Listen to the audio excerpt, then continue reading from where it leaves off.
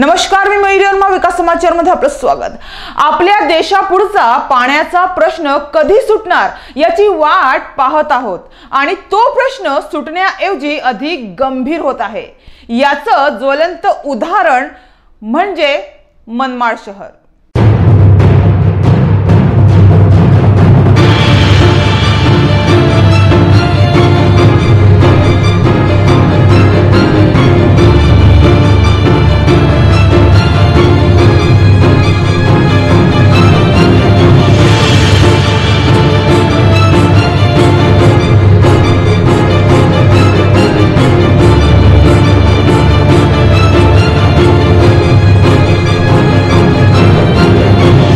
नाशिक जिल्ह्यातील मनमाड हा शहर अनेक वर्षापासून पाणी टंचाई शहर म्हणून ओळखला जातो।